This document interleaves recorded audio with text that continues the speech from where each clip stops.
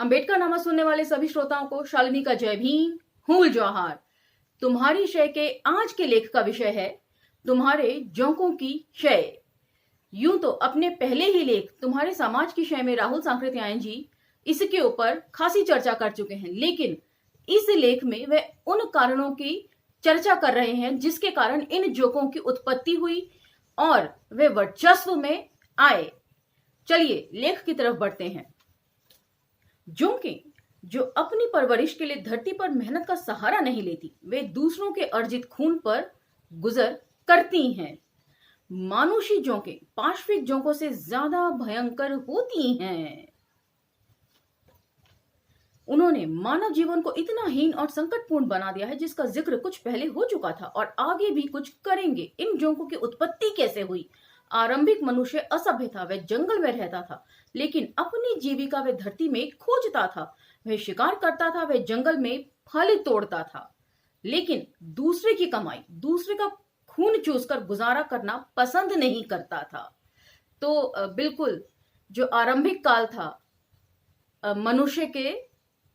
मनुष्य बनने का, उसके ऊपर वे चर्चा कर रहे हैं। आत्मरक्षा के लिए वे अपना नेता भी बनाता था, समाज का साधारण संगठन भी करता था, लेकिन चूसने वाले के लिए वहां स्थान न था। शिकारी अवस्था से मनुष्य पशुपालक की अवस्था में आया, जब भी उसके नायक और शासक खुद अपनी भेड़ें और गायें रखते थे। हाँ, कभी कभी एक आध भेड़ गाय उसके पास पहुंचने लगी और इस प्रकार बहुत हल्के रूप में मानुषी जोंकों का आविर्भाव हुआ। एक अटकल सी लगा रहे हैं कि इस तरीके से व्यवस्था पनपनी शुरू हुई होगी इन जोंकों की। कृषक की अवस्था में पहुंचने पर नेता और शासकों का प्रभाव और बढ़ा। उन्होंने राजा का रूप धारण करना शुरू किया। यद्यपि पहले समाज की आत्मरक्षा के लिए शस्त्र और शासन की सुव्यवस्था का भार उन पर सौंपा गया था और उनका पद तभी तक सुरक्षित था जब तक कि उन कार्यों के संचालन की योग्यता उनमें मौजूद रहती थी। कि आरंभिक काल से ही जो कबीलाई संस्कृति थी उसमें भी कोई ना कोई एक कर्ता धर्ता पूरे कबीला का होता था, जिसके ऊपर पूरे कबीले की सुरक्षा का भार होता था। लेकिन फिर धीरे धीरे वही भार लालच में बदलने लगा।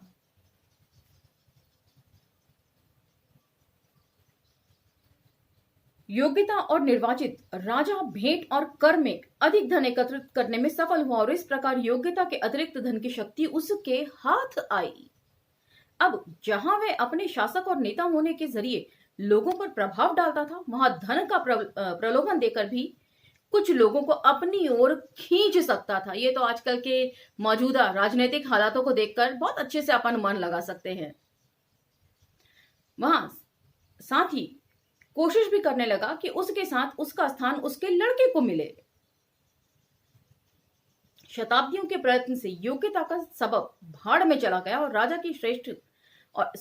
की ज्येष्ठ संतान राजा बनने लगी।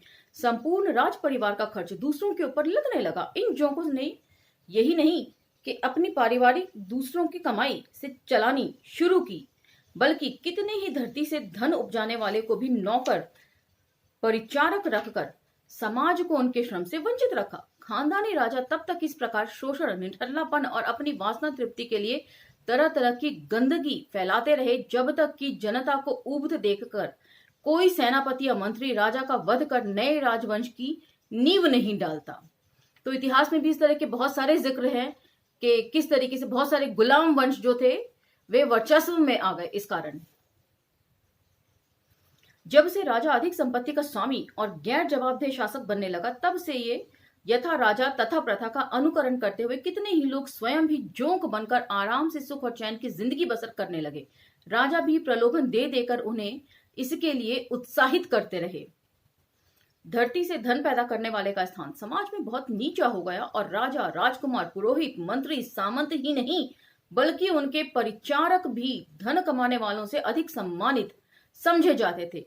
तो अपने पहले ही लेख तुम्हारे समाज की शय में वे इसमें IAS IPS अधिकारियों को, जो उस जमाने में उन्हें जिस भी नाम से जाना जाता था, को भी इसमें शामिल करते हैं। महाराजाओं को, जमींदारों को, हर एक को उसमें शामिल करते हैं।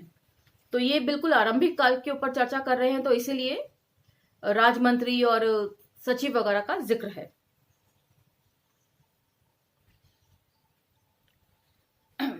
शारीरिक श्रम को बहुत हे की दृष्टि से देखा जाता था। अब जोंकों की एक और श्रेणी भी पैदा हो गई जो कारीगरों और किसानों द्वारा उत्पादित चीजों के क्रय विक्रय का काम करती थी। इन साधारण बनियों ने लाभ वृद्धि के साथ साथ अपने काम को और अधिक विस्तृत और सुव्यवस्थित किया। इसके बड़े बड़े दल अर्थात कारवां विद इन ब्रैकेट्स है ये, देश के एक कोने की चीज दूसरे कोने में पहुंचाते और आंख मूंद कर नफा कमाते थे।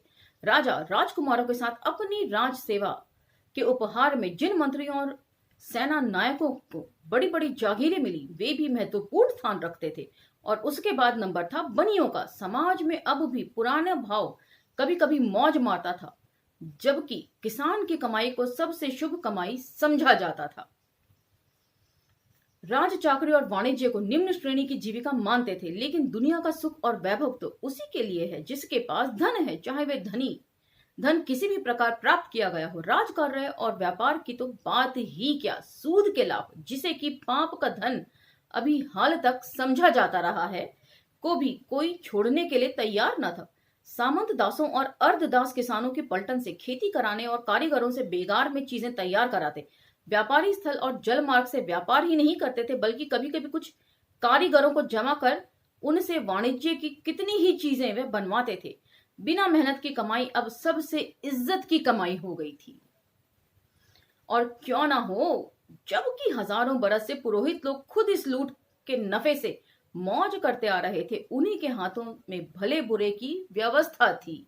मैंने पहले भी एपिसोड में कहा था कि ऐसी कहावत है कि मंदिर की सीढ़ियां हमेशा ऊपर से नीचे की तरफ धुलती हैं। तो यदि पहली ही सीढ़ी में बहुत ज्यादा गंदगी होगी तो वो नीचे तक गंदगी ही ढोएगी। बढ़ते बढ़ते अवस्था जब यहां तक पहुंची तो समझा जाने लगा कि राजा अपनी पुरानी तपस्या का उपयोग करने या खुदा की नियामत को हासिल करने के लिए धरती पर आया है। तब बहुत हुआ तो राजवंश के संस्थापक प्रथम व्यक्ति ने कुछ योग्यता का परिचय दिया और उसके उत्तराधिकारी चाहे योग्य हो या अयोग्य सिर्फ भोग विलास के लिए राज सिंहासन पर बैठते थे। मुफ्त के भोग विलास को देखकर किसके मुंह में पानी न भराता। और उसी के लिए जब राजा लोग आपस में लड़ने लगे तो योग्य सेना नायकों का महत्व बढ़ना जरूरी था। फिर उनकी जागीरें बढ़ी और हालात यहां तक पहुंचे कि राजा सामंतों के हाथों की कठपुतली हो गया। तो अभी थोड़ी देर पहले मैं जिक्र कर चुकी हूं कि इतिहास में भी ये सब बातें हमें पढ़ने को आती हैं कि कैसे शक्तिशाली सामंतों ने राजा को हटाकर खुद राज सत्ता हथिया ली। शिकार और कृषि के साथ पहले जोकों का जन्म होता है। राजशाही युग में उनकी संख्या कुछ बढ़ती है और राजकुमार, राजकर्मचारी, व्यापारी तथा इनके परिचारक जोकों की श्रेणी में शामिल होकर संख्या को और बढ़ा देते हैं। अब राजा सामंतों के हाथ की कठपुतली हो जाते हैं। जब सामंतों की स्वेच्छारिता का पृष्ठ पोषण करना भी अपना कर्तव्य समझते हैं, ऐसे सामंतशाही के युग में जोकों की संख्या कई गुना बढ़ जाती है, क्योंकि सामंतशाही भी तो अपना जो पूरा व्यवस्था है उसको चलाने के लिए बहुत से लोगों को हायर करते रहे होंगे। इस युग का अंत होने के समय यूरोप के बनियों को अपना प्रभाव बढ़ाने का मौका मिलता है। वाणिज्य बसते लक्ष्मी की कहावत प्रसिद्ध है ही। इंग्लैंड के व्यापारी भी पुर्तगाल, स्पेन आदि के व्यापारियों की देखा देखी दुनिया के दूर दूर देश में व्यापार करने लगे। इंग्लैंड में उनके पास अपार संपत्ति जमा होने लगी। यूरोप के भिन्न भिन्न देशों में व्यापार के संबंध में प्रतिद्वंदिता बढ़ने लगी। तो भी धरती का बहुत सा हिस्सा अछूता था और सभी साहसियों के लिए कहीं ना कहीं काम का क्षेत्र मौजूद था। 18वीं शताब्दी के अंत तक यूरोप के व्यापारियों में अंग्रेजों ने प्रमुख स्थान प्राप्त कर लिया था। उनके पास दुनिया का सबसे अधिक बाजार था। उनके माल से भरे जहाज इंग्लैंड के बाजारों को और बाजारों से इंग्लैंड को 6-6 महीने चलकर पहुंचाते थे। उस समय की लकड़ी की नावों, जिन्हें पाल और पतवार के सहारे एक जगह से दूसरी जगह ले जाया जाता था, में यात्रा बड़ी संकट की थी। लेकिन अपार नफे के सामने संकट क्या चीज थी। व्यापारियों को सबसे अधिक चिंता थी अधिक से अधिक परिमाण में माल कैसे तैयार हो। इसी समय इंग्लैंड में इंजन का आविष्कार हुआ। भाप से चलित यंत्र अधिक परिमाण में और ज्यादा तेजी के साथ माल तैयार करने लगे। इंजनों को रेल और जहाजों में लगा देने पर लंबी लंबी यात्राएं भी छोटी हो गईं और खतरा तथा परतंत्रता भी कम होती गई। यंत्रों के आविष्कार से उनके द्वारा बनी चीजों की अपेक्षा हाथ की बनी चीजें महंगी पड़ने लगी और हाथ के कारीगर बेकार होने लगे। बेकारी से कुपित होकर कारीगरों ने कितने ही कारखानों को तोड़ा, जगह जगह बल्बे हुए, लेकिन अब व्यापारियों की शक्ति साधारण नहीं रह गई थी। धन के कारण दरबारों में उनका प्रभाव और सम्मान सामंतों की तरह होने लगा था और धन के बल पर शासन तंत्र पर वे अपना अधिकार जमा रहे थे। जिस यंत्र चालित कारखानेदार पूंजीपति के पीछे राज शक्ति थी, और आजकल तो बिल्कुल इसका उल्टा हो गया है। राज शक्ति के पीछे पूंजीपतियों की शक्तियां हो गई हैं। सरकार को बनाने बिगाड़ने में उनकी अहम भूमिका हो गई है, या यूं कहें कि सरकार को बनाने और बिगाड़ने लगे हैं वे। उसका मुकाबला एक कारीगर क्या करते। धीरे धीरे उनके बलवे तो ठंडे पड़ गए, जिनके दमन के अतिरिक्त यह एक भी कारण था कि यांत्रिक कारखाने मुख्यतः इंग्लैंड में ही स्थापित हुए थे और इंग्लैंड के पास सारी दुनिया का बाजार पड़ा हुआ था। इस प्रकार वहां के पूंजीपति सभी कारीगरों को बेकार न करके उनके नए नए कारखानों में लगाते जाते थे। जैसे व्यापार चमकता गया, वैसे ही वैसे पूंजीपतियों के पास अपार धनराशि जमा होती गई। तो मुझे लगता है मौजूदा सरकारों को भी इन बातों से सबक लेना चाहिए। उन्होंने काम धंधे जरूर छुड़वाए, लेकिन जैसे जैसे नए कारखाने बने, वहां जो कारीगर थे जिनके काम धंधे चौपट हो गए थे, उन्हें उन कारखानों में जगह मिलती रही। मतलब रोजगार वो लगातार उत्पन्न करते रहे। और आज की सरकार तो ऐसा कुछ नहीं कर रही है। जिनके काम धंधे छूटे उनको दोबारा मिल नहीं पा रहे हैं। सारी फैक्ट्रियों तक पे ताले पड़ने लगे हैं। तो हम चाहें तो अंग्रेजों से बहुत कुछ सीख सकते हैं। वहां का राज्य शासन भी पूंजीपतियों के हाथ में चला गया और राजशाही या सामंतशाही सरकार की जगह पूंजीवादी सरकार स्थापित हुई। इसका पवित्र कर्तव्य था पूंजीपतियों के स्वार्थों की रक्षा करना। इस नई आर्थिक व्यवस्था से संसार में तरह तरह की उथल पुथल होने लगी। देश के श्रमिक पूंजीपतियों के अर्थदास बनने लगे। जिन देशों पर पूंजीवादियों का शासन था, वहां पर भी उसी स्वार्थ को सामने रखकर काम लिया जाने लगा। इंग्लैंड में सामंतशाही का स्थान पूंजीवादी ने लिया, किंतु हिंदुस्तान में उस वक्त तक सामंतशाही ही चल रही थी।